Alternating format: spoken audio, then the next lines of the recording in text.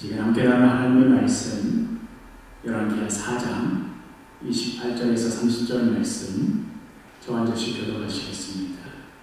여인이 이르되 내가 내 주께 아들을 구하리까 나를 속이지 말라고 내가 말하지 아니하리까 하니 엘리사가 게하시에게 이르되 내 허리를 묶고 내 지팡이를 손에 들고 가라. 사람을 만나거든 인사하지 말고 사람이 내게 인사할지라도 대답하지 말고 내 지팡이를 그 아이 얼굴에 놓으라 하는지라.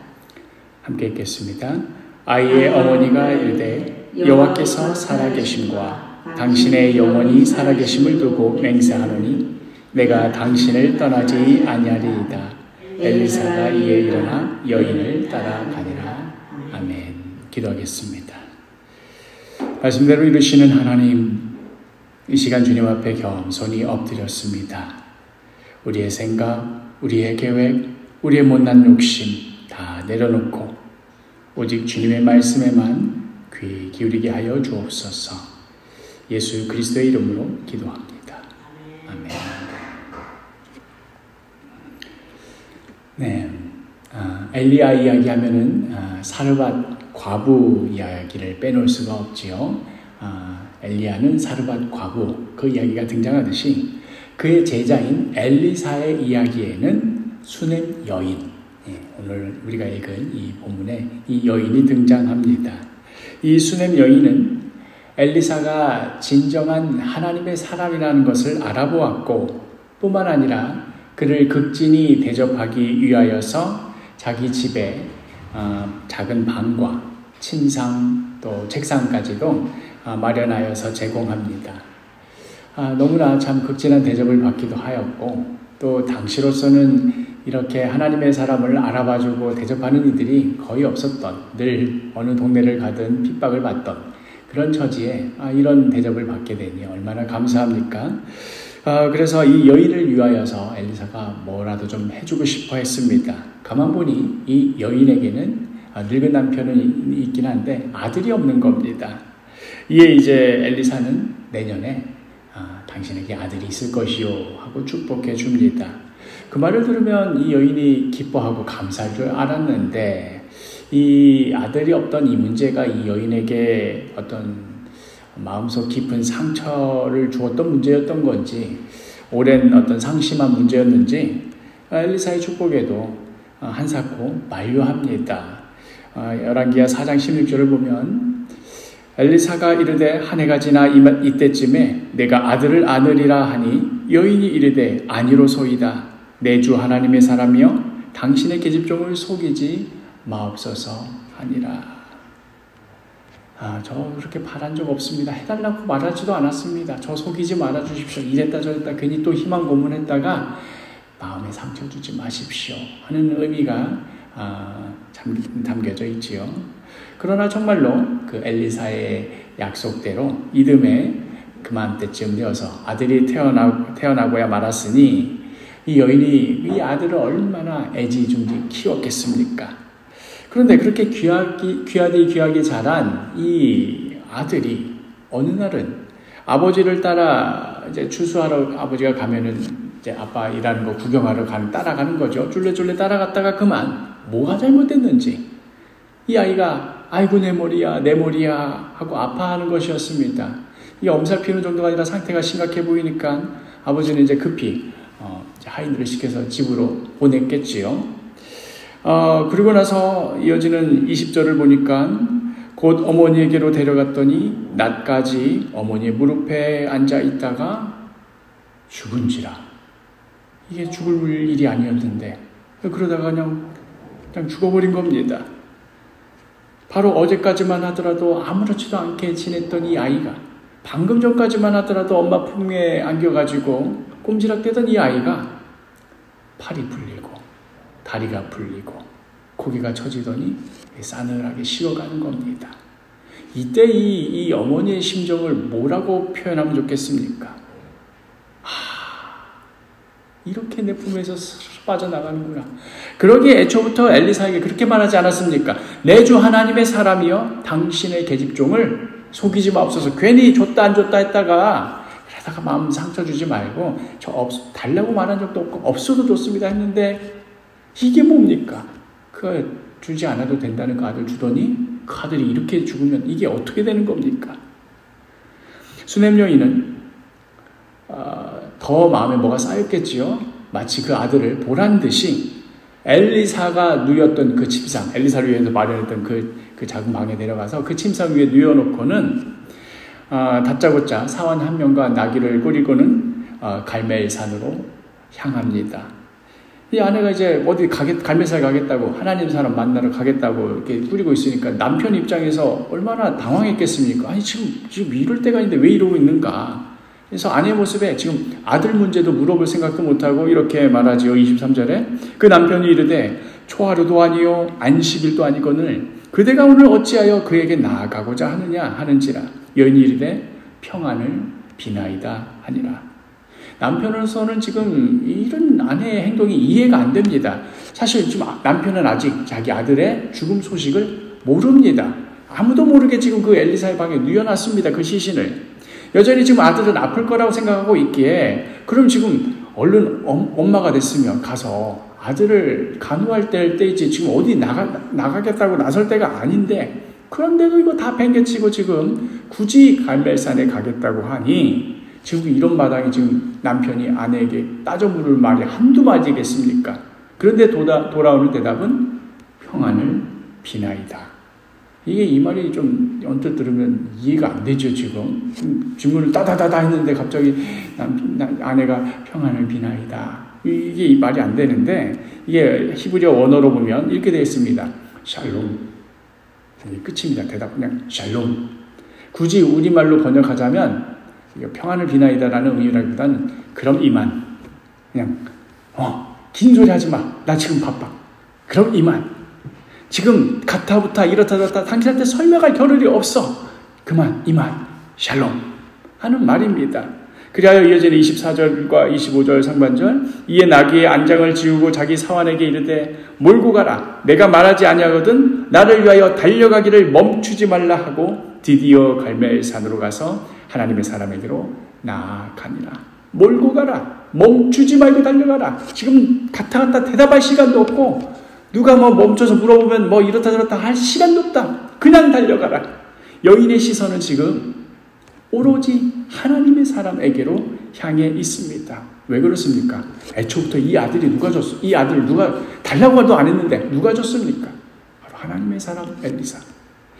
그렇게 죽은 아들도 뒤로 하고 또 영문도 모른 채 그 자리에 서 있는 남편도 뒤로 하고 여인은 하나님의 사람을 향해 무작정 달려갑니다.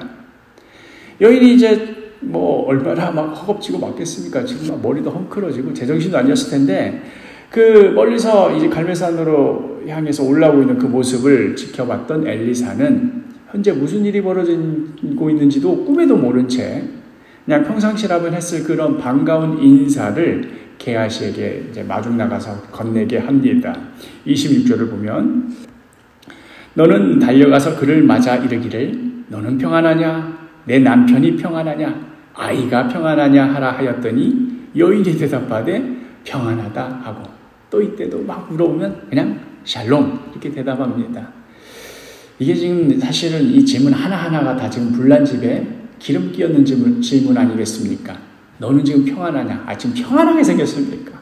남편이 평안하냐? 지금 남편 집에서 열받아가지고 지금 저 옆에 내가 지금 왜 저러는지 모르겠다 하고 있죠. 아이가 평안하냐? 이 모든 문제의 핵심이지요. 그런데 지금 이 상황에 지금 여인이 이렇다 저렇다 말할 겨를이 어디 있겠습니까? 무심하게 그냥 평안하다. 히브리 말로 샬롬 하고는 또 게하시로 지나쳐버립니다. 내가 지금 이러쿵저러쿵 이야기할 겨를이 없다. 당신에게 이렇고 저렇고 말하기는 한시가 급하다. 지금 내 아들 시신이 더 식어가서 이제 더 손도 못 쓸 지경이 될지도 모르는데 그럴 만한 시간이 없다. 나는 빨리 하나님의 사람에게로 가야 한다 하는 절박한 의지가 담겨있는 평안하다. 이 실제 상황과 대답이 완전히 대비가 되는 그런 답변입니다. 그렇게 게하시의 인사를 가볍게 지나치고는 엘리사에게 다가오니 그제서야 다짜고짜 엘리사 앞에 와락 엎드려서는 그 발을 붙듭니다. 27절에 같이 읽겠습니다. 산에 이르러 하나님의 사람에게 나아가서 그 발을 아는지라. 게하시가 가까이 와서 그를 물리치고자 하니 하나님의 사람이 이르되 가만두라. 그의 영혼이 괴로워하지만 여호와께서 내게 숨기시고 이르지 아니하셨도다 하니라. 좀 전까지 뭐라고 했다고요? 평안하다. 남편 어떠냐, 아이 어떠냐, 뭐 다 샬롬 하더니 막상 와서는 와락 엎어잡고 발을 붙들고는 막 그 오열을 했겠죠. 그러니까 그걸 지켜보던 게하시도 당황하고 평안한 줄만 알고 있었던 엘리사도 당황합니다. 게하시가 이러지 마시라고 만류를 해도 막무가내입니다. 그래서 이제 엘리사가 이제 게하시를 오히려 만류하지요. 가만두라. 그의 영혼이 괴로워하지만은 여호와께서 내게 숨기시고 이르지 아니하셨도다.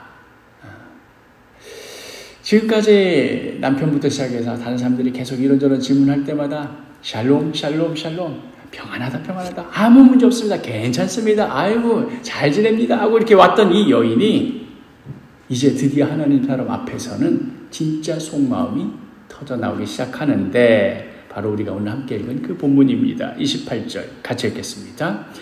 여인이 이르되 내가 내 주께 아들을 구하더이까 나를 속이지 말라고 내가 말하지 아니하더이까 하니. 여기에는 살려주십시오 하는 그 간절함도 있고 동시에 또 뭐도 담겨져 있으니까 원망도 있습니다. 누가 아들 달라고 했나요?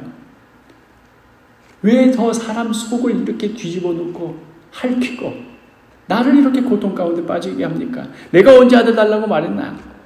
그런데 기어코 달라고 하지도 않던 그 아들 줄 때는 언제고 지금에 와서 지금 나에게 이렇게 하시면 나를 속인 것밖에 되지 않냐고. 이 불쌍한 이 여인네 데리고 논 것밖에 되지 않느냐고 그 속에 있던 것들이 와락 쏟아집니다. 그러자 엘리사는 29절에 엘리사가 게하시에게 이르되 내 허리를 묶고 내 지팡이를 손에 들고 가라. 사람을 만나거든 인사하지 말며 사람이 내게 인사할지라도 대답하지 말고 내 지팡이를 그 아이 얼굴에 놓으라 하는지라. 이 여인이 여기까지 오기까지 사람들이 인사할 때마다 샬롬 하면서 왔잖아요. 그런데 너는 그조차도 대답하지 말고 빨리 가라. 이건 정말 긴급한 일이다. 가서 일단 내 지팡이를 그 아이 위에 올려놔라. 엘리사 본인이 가는 것보다도 일단 지팡이를 먼저 올려놓는 것이지요. 그런데도 이 수넴 여인은 그 발치에서 떨어질 줄을 모릅니다. 30절 같이 읽겠습니다. 아이의 어머니가 이르되 여호와께서 살아계심과 당신의 영혼이 살아계심을 두고 맹세하노니 내가 당신을 떠나지 아니하리이다. 엘리사가 이에 일어나 여인을 따라가니라. 오늘 설교의 제목이기도 하지요. 내가 당신을 떠나지 아니하리이다. 여인이 왜 이토록 간절하게 그 발치를 붙잡고 안 떨어지는지 충분히 이해가 되는 상황입니다만은 또 동시에 이 고백 어디서 많이 들어보던 고백 아닙니까? 여호와께서 살아계심과 당신의 영혼이 살아계심을 두고 맹세하노니 내가 당신을 떠나지 않겠습니다. 정말이지 토시 하나 틀리지 않고 엘리사가 자신의 스승 엘리야가 승천하기 전 그의 스승을 붙들고 간곡히 했던 고백이 정확히 이 고백이었습니다. 두 장 앞장으로 가서 열왕기하 2장 6절을 보면은 똑같습니다. 우리 같이 읽어볼까요? 여호와께서 살아계심과 당신의 영혼이 살아있음을 두고 맹세하노니 내가 당신을 떠나지 아니하겠나이다. 사실 이 엘리야 스승을 붙잡고 이렇게 나 절대로 안 떨어집니다 했던 이 고백은 그냥 나온 고백 아닙니다. 아합의 통치 아래 그 바알 신앙이 온 북이스라엘 땅을 다 막 해집어 놓고 판을 치던 그 시대, 그 세태가 어떤지 뻔히 알고 있는 이 엘리사 입장에서 자기도 그 시대를 살고 있는 사람 중에 하나이니까요. 그나마 그 사람들이 우러러보고 그나마 그 능력과 기적을 발휘하던 엘리야가 있어서 그나마 그래도 하나님이 우리 편에 계셔 하고 있었는데 그 스승이 이제 떠나가려고 한단 말입니다. 떠나가는 것도 뭐 어쩔 수 없다고 쳐요. 근데 이제 네가 그 일을 맡아서 하라. 후계자로 자신에게 물려주고는 이제 가려고 하는 이 상황이 자기 본인으로서는 감당할 수가 없는 정말 기절하기 직전의 일이었습니다. 아니 내가 도대체 어떻게 저 바알을 상대한단 말이냐. 여기서 이 바알 하니까 이름도 좀 느낌도 그렇죠. 뭔가 괜히 깨름직하고 불경스러워 보이는 이름이지만 바알이라는 말 자체는 히브리어 말 자체는 뭐라고요? 참 좋은 말이라고요. 주님이라는 뜻이라니까요. 우리 한국말로 주여 삼창하시겠습니다. 주여 주여 주여 하지요. 우리 히브리 말로 삼창하겠습니다. 뭐라고 하겠습니까? 바알. 아합 시대 사람들은 주님 하면서 그렇게 바알을 섬겼던 것입니다. 그리고 그렇게 그 바알, 자신의 꿈을 이루어 주겠다는 바알, 원하는 것이 있다면 어떻게든 얻게 해주겠다는 그 바알, 네가 간절히 원하면 온 우주가 나서서 도와준다는 그 바알을 숭배하고 그 바알의 신학을 모토로 삼고 그 바알 신앙의 열매로 나타난 것들이 바로 아합 시대의 곳곳에서 나타난 그 비극들입니다. 아합의 대표적인 죄악 중에 하나가 나봇을 억울하게 죽여서 그 의인의 피를 흘려서 그 포도원을 강제로 탈취한 것이지요. 그가 처음 나봇을 만나서 던진 말 속에 이 아합 그 자신이 얼마나 이 자기 자신에게 느낌이 좋은 것, 눈에 보기 좋은 것, 이런 것이 자기 삶의 기준이구나. 그게 자기 삶의 목표로 사는 사람이구나 하는 것이 처음 만나자마자 나봇에게 던졌던 그 말 속에 고스란히 드러납니다. 더 앞으로 가서 열왕기상 21장 2절을 보면은 아합이 이제 나봇을 만나가지고 처음에는 좋게 말하지요. 근데 그 말 속에 아합의 마음을 움직이게 하는 그 동인이 무엇인가, 동기가 무엇인가, 그의 기준점이 무엇이고 목적이 무엇인가가 하는 것이 드러납니다. 같이 한번 읽어보겠습니다. 열왕기상 21장 2절 시작. 아합이 나봇에게 말하여 이르되 내 포도원이 내 왕궁 곁에 가까이 있으니 내게 주어 채소밭을 삼게 하라. 내가 그 대신에 그보다 더 아름다운 포도원을 내게 줄 것이며 만일 내가 좋게 여기면 그 값을 돈으로 내게 주리라. 여기서 기준점이 되는 것은 뭐냐면 더 아름다운 포도원, 또 더 좋게 여기는 값. 이거 제시하면 쟤 넘어오겠지. 난 정말 신사적으로 대한 거야 라고 생각했지요. 아합은 이것이면 무엇이든지 원하는 대로 할 수 있을 거라고 여기는 사람이고 그게 기준이었던 사람입니다. 그런데 본인도 좋아하니 나봇도 좋아할 줄 알았는데 그 좋은 제안을 단박에 거절해버리는 겁니다. 그 이유가 3절에 나오는데 같이 읽겠습니다. 나봇이 아합에게 말하되 내 조상의 유산을 왕에게 주기를 여호와께서 금하실지로다 하니. 하나님의 율법에 조상 대대로 물려준 유산을 함부로 사고 팔고 지경을 옮기고 할 수 없다. 돈으로 살 수 있는 것이 있고 돈으로 사고 팔고 할 수 없는 그런 가치가 있는 것이 있는데 그 중 하나는 바로 그 땅, 그 유산이다.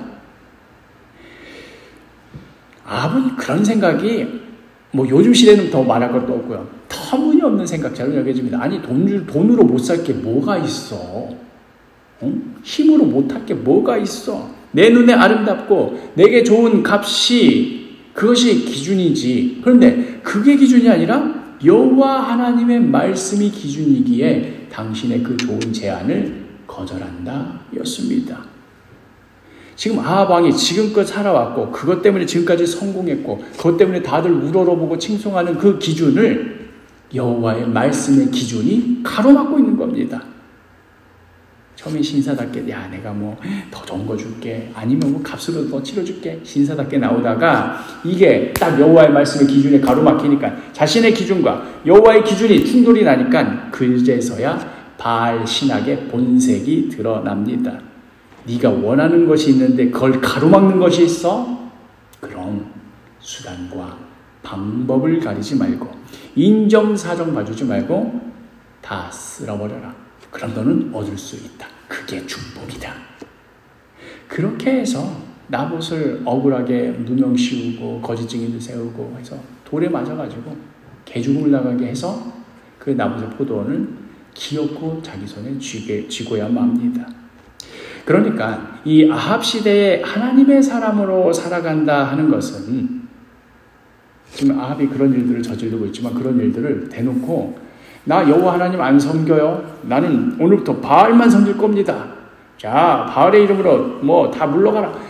완전히 처음 생판 처음 보는 기괴한 우상 세워놓고 그 우상 앞에 절하고 막 생판 처음 보는 그런 예배의식 제사의식을 드리면서 아주 막 낯설고 막 보기에도 거북한 그런 이교도들의 어떤 예배를 하는 사람들이 대다수가 있는데 몇몇 소수는 아니야 우리는 모세율법대로 제사 지낼 거야 이런 대비가 아니라 만약 그런 식이었으면 많은 백성들이 눈치챘을 거예요. 바로 알아차렸을 거예요. 아, 이건 우상, 이건 진짜 하나님. 그런데 그것이 뭐가 진짜인지 알아차리기 어렵도록 누가 보더라도 저 아합 왕처럼 예배하고 저 아합 왕처럼 신앙생활하고 저렇게 열정적으로 사는 자가 그런 자가 진짜 하나님 잘 믿는 거다.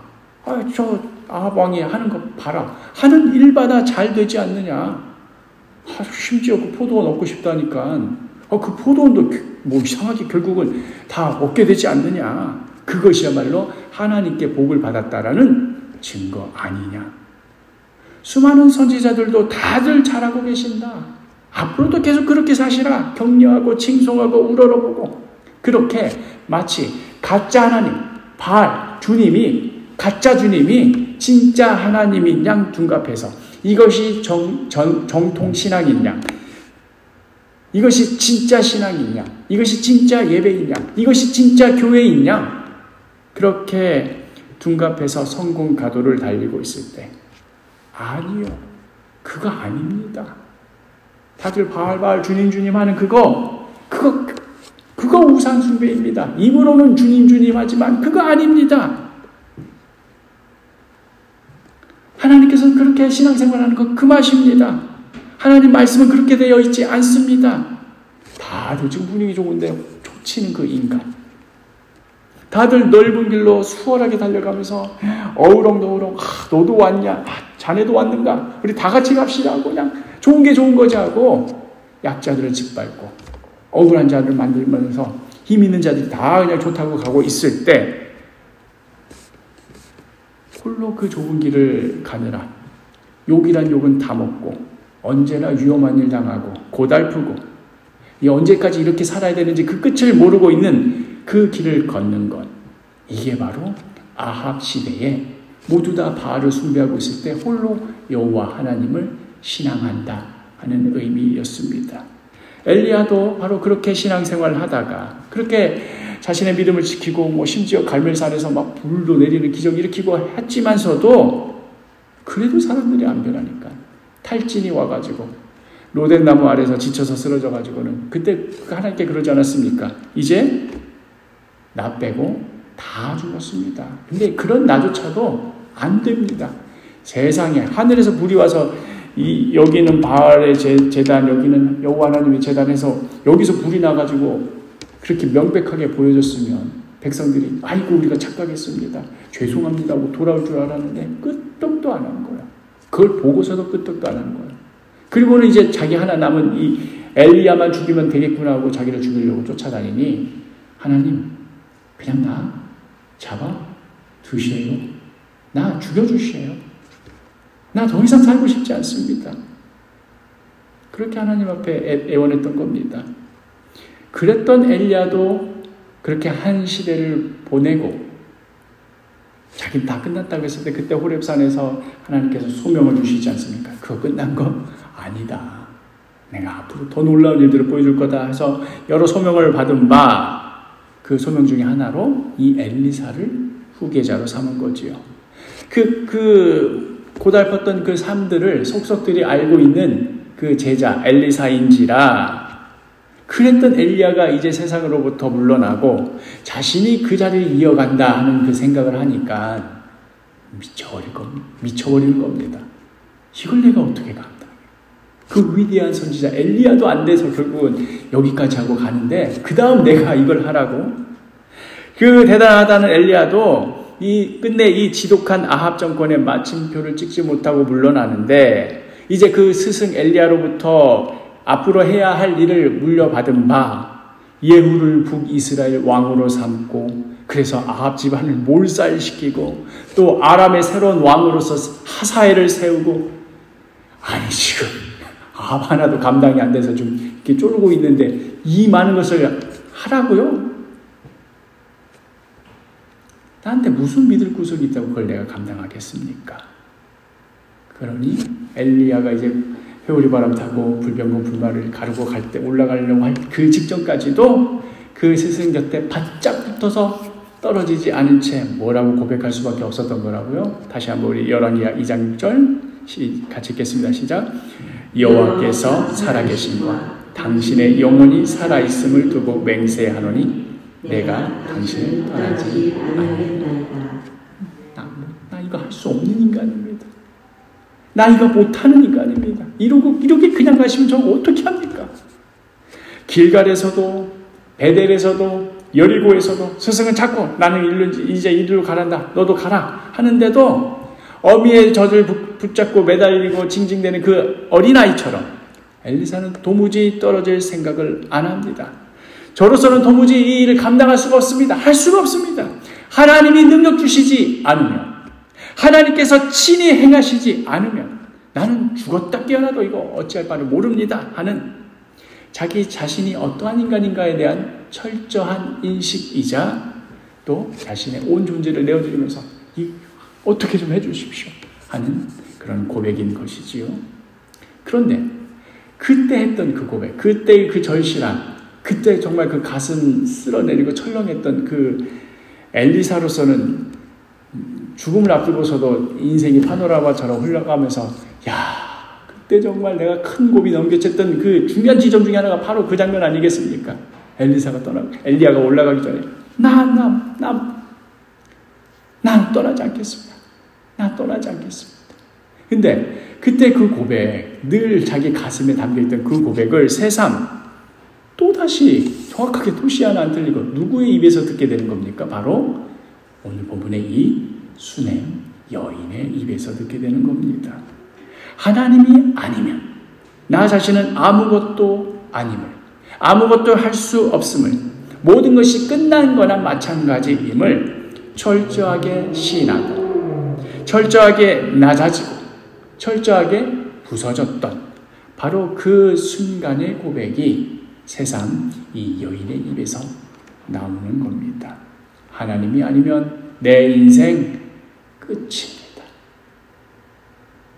그 고백을 듣고 지금 바로 그 전까지만 하더라도 얼른 지팡이 갖다 놔야지, 이것도 해야지, 이 생각하고 있는데 갑자기 이 여인의 고백을 듣자마자 엘리사가 무슨 생각했겠습니까? 나도 그러했는데 당신도 그러하구나. 당신이나 나나 정말이지 하나님이 아니면 끝이구나. 그러면서 이제 동시에 이 죽은 아들의 문제는 보다 깊은 의미를 가지게 됩니다. 사실 생각해보면 이 아들이 태어난 것은 곧 하나님의 살아 역사심을 드러내는 증거였습니다. 그렇죠? 이 여인이 바란 것도 아니고 제가 이렇게 작은 집 내줄 테니까 혹시 아들 안 될까요? 이렇게 한 것도 아니었습니다. 하나님께서 먼저 나는 정말 살아있는 진짜 하나님이다. 저 바알이 아니라 내가 진짜 하나님이다. 봐라, 내년에 아들 태어날 거다. 그게 하나님이 살아계신다는 그 증거였습니다. 그런데 그랬던 그 아들이 죽었다 하는 것은 이게 얼마나 심각한 문제입니까? 결국 그 아들을 주신 하나님도 이런 상황 앞에서는 어찌할 수 없는 거 아닐까 하는 의심과 회의를 낳게 됩니다. 또한 수넴 여인의 고백과 또 이 엘리사의 고백이 겹치는 것을 통하여서 똑같은 구조의 질문을 던지지 않을 수가 없습니다. 결국 이 엘리야의 후계자 엘리사를 통해서는 저 무시무시한 아합 정권, 저 무시무시한 바알의 저 신학을 무너뜨리는 일 못하는 것인가. 그 죽은 아들과 마찬가지로 그 후계자인 자신의 그 사역 가지고 이게 대조가 돼가지고 연결이 돼서 비춰지는 겁니다. 도무지 태어날 수 없었던 아들의 태어남을 통하여서 잠깐의 소망을 보여주는 듯 하다가 결국 그 아들의 죽음으로 말미암아 더 큰 좌절과 절망의 소용돌이로 빠져들듯이 엘리사 역시도 이제 엘리야 올라가고 자기가 그 후계자로서 이어받아서 사역을 할 때 막 기적도 일어나고 해서 어쩌면 될지도 몰라 하는 잠깐의 소망을 갖고 있는데 이 아들이 죽는 것을 통해서 어쩌면 나도 잠깐 반짝하다가 이렇게 끝나는 것 아닌가. 저 바알 숭배자들처럼 결국 좋은 게 좋은 거고 이기는 놈이 장땡이고 무슨 수를 써서라도 그 손에 쥐는 놈이 승리하는 것이지, 이 냉철한 현실 앞에서는 하나님만 붙들고 뭘 하겠다는 이거 결국 안 되는 것인가. 자신을 위해 마련한 그 방에 그냥 싸늘하게 누워있는 그 아들의 시신을 바라보며 엘리사는 간절히 기도합니다. 이 수넴 여인이 불쌍해서라도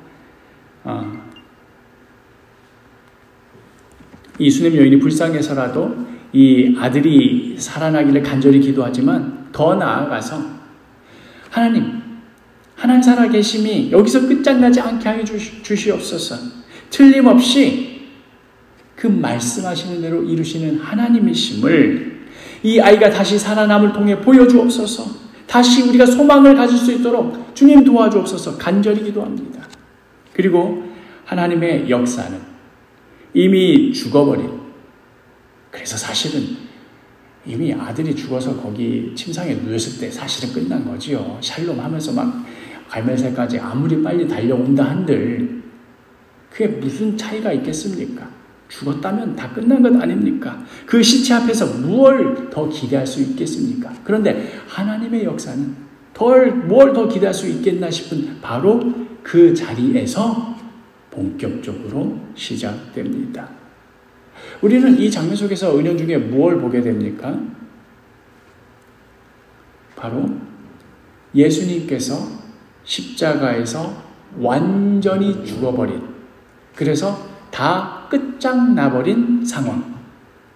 그걸 딱 보자마자 제자들도 다 그냥 포기하고 도망가버리고 숨어버리고, 남은 몇몇 사람들은 하는 수 없이 그 시신을 십자가에서 내려서 급히 빈무덤에 그냥 임시로라도 넣어둘 수밖에 없었던, 그냥 다 끝나서 더 이상 뭘 어찌할 수 없음, 바로 그 자리를 보게 됩니다.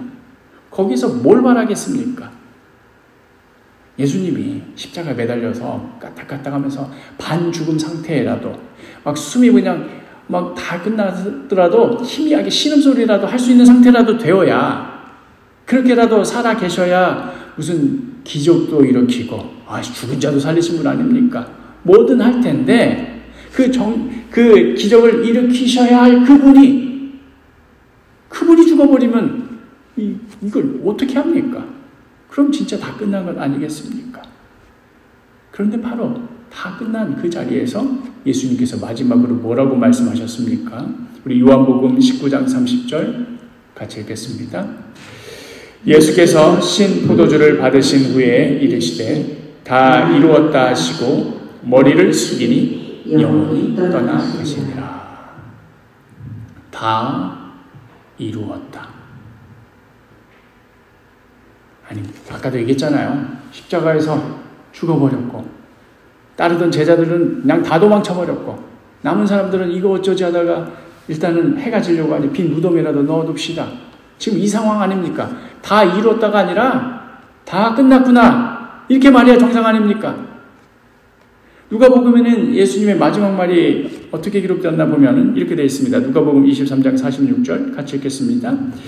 예수께서 큰 소리로 불러 이르시되 아버지, 내 영혼을 아버지 손에 부탁하나이다 하고 이 말씀을 하신 후 숨지시니라. 바로 이 지점에서 오늘 본문에서 이 수넴 여인의 고백, 또 엘리사가 엘리야 앞에서 했던 그 고백이 공명을 이룹니다. 여호와께서 살아계심과 당신의 영혼의 살아계심을 두고 맹세하노니 내가 당신을 떠나지 아니하겠나이다. 나로서는 이제 더 하고 싶어도 못합니다. 죽었는데요. 어떻게 합니까? 이제 하나님께 온전히 내어 맡겨드립니다. 오직 당신만이 이 일을 행하실 수 있습니다 하는 온전한 내어 맡김, 온전한 신뢰. 수넴 여인이 죽은 아들을 앞두고서 엘리사 앞에 이러한 모습으로 엎드렸고, 엘리사 역시도 떠나려는 스승 앞에서 이러한 모습으로 엎드렸습니다. 예수님께서도 자신의 죽음을 하나님께 내어 맡겨드림으로 그 구원의 역사를 다 이루셨습니다. 기독교 신앙은 내가 간절히 바라는 것을, 나의 소망을 하나님의 도우심으로, 하나님의 능력을 힘입어서 이루어내는 그런 신앙이 아니라 수넴 여인과 같이, 엘리사와 같이 나로서는 할 수 없습니다. 오직 하나님만이 하십니다 하고 자신의 것을 주장할 것이 더 없게 되는, 다 내려놓는 바로 그러한 신앙입니다. 우리 모두의 본이 되시는 예수님께서도 자기 것을 다 내어놓는데 어디까지 내어놓으셨다고요? 죽음의 자리에까지 내어주심으로. 그래서 예수님 자신도 자기가 죽으면 어찌할 수 없는 겁니다. 말 한마디도 할 수 없는 겁니다. 털럭도 움직일 수 없는 겁니다. 죽은 사람은 그런 겁니다. 아무리 예수님이라 하더라도 죽었으면 끝인 겁니다. 더 이상 자신마저도 어찌할 수 없는 그 자리까지 순종하시는, 그리하여 온전히 하나님만이 하실 수 있음을 그렇게 행하시도록 내어드리는 그 모습으로 이 위대한 구원의 역사를 이루셨습니다. 오히려 죽음으로써 다 이루었다고 선포하신 것입니다. 바알 신앙과의 이 차이점이, 본질적인 차이점이 바로 여기서 갈라지는 겁니다. 바알 신앙도 약간 비슷한 면이 있기는 있지요. 악착같이 붙어가지고 내가 원하는 거 이루어질 때까지 떨어지지 않겠습니다. 이 말이 굉장히 신앙적인 것처럼 보이지만 바알 주여 주여 주여 내가 떠나지 않겠습니다. 꼭 이뤄 주시옵소서. 굉장히 신앙적인 것처럼 보이지만 이거야말로 바알 신앙의 정수입니다. 그러나 반대로 나에게는 이제 더 이상 아무것도 없으니 오직 하나님께로부터 나오는 것에만 의지하겠습니다 하고 온전히 내어드리는 것, 바로 여기에 십자가 신앙의 정수가 있는 것입니다. 무엇이 선이고 무엇이 악이다, 이것은 좋은 것이고 이것은 안 좋은 것이다, 내가 이걸 내 발에 이뤄야 되는 거고 이거는 뭐 필요 없는 것이다, 내가 결정하는 것이 아닙니다. 그것은 하나님께 있는 것입니다. 선이 따로 존재하고 악이 따로 존재하고 있어서 하나님께서 이 선과 악을 보시면서 나는 좋은 하나님이니까 선한 것을 택해야지, 그래서 하나님이 선하신 것이 아니라 하나님 자신이 곧 선 그 자체이십니다. 주님 당신이 곧 선하신 분이십니다. 주님이 곧 기준입니다. 이건 선하고 이건 나쁜 것이어서 이 기준에 따라서 이 선한 것입니다가 아니라 주님 자신이 곧 기준입니다 하고 나의 주장을 하나님 앞에 내어놓은 것, 바로 여기에 우리의 생명이 있는 것입니다.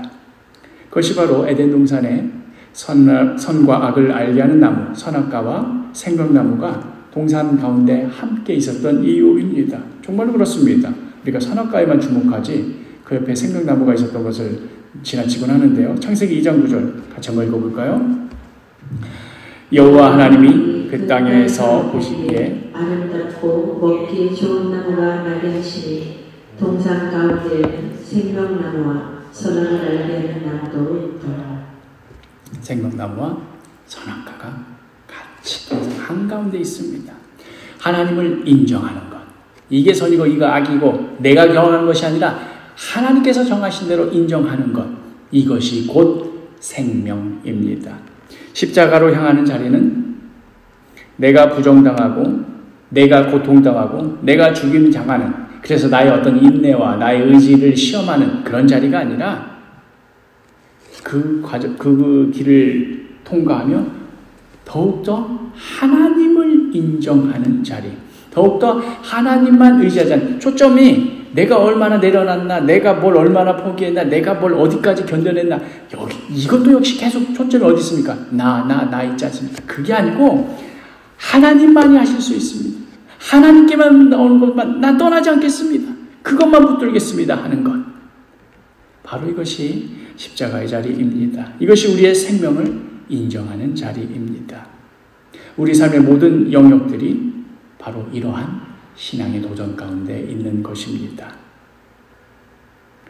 오늘날 돌아가는 세상을 한번 보십시오. 아합 시대와 다를 바가 없어 보입니다. 모두가 바알의 길을 걸어가고 있는 이 세태 한복판에서 거기다 한술 더 떠서 심지어는 이것이 막 무슨 대단한 신앙인 양, 신앙적으로까지 포장까지 해서 오히려 더 폼나게 걸어가고 있는, 죄를 더하고 있는 이 죄악된 시대 가운데 이 여인의 고백, 또 엘리사의 고백과 같이 여호와께서 살아계심과 당신의 영혼이 살아계심을 두고 맹세하노니 내가 당신을 떠나지 아니하리이다. 오직 하나님만 역사하여 주옵소서. 오직 내 안에 그리스도만이 드러나게 하여 주옵소서. 오직 십자가로 향하게 하여 주옵소서. 간절히 기도하시기를 바랍니다. 하나님이 아니면 나는 끝입니다. 나도 그렇고 당신도 그렇고 하나님이 아니면 나는 끝입니다. 그렇기에 오직 주님만이 나의 생명입니다. 그렇기에 기꺼이 주님께서 나를 따르라 부르시는 그 십자가의 자리로 순종하며 나아가겠습니다. 이렇게 겸손히 주님의 부르심에 응답하며 또 순종하며 나아가는 귀하고 복된 인생, 또 진실하고 아름다운 신앙의 여정이 되시기를 간절히 축복합니다.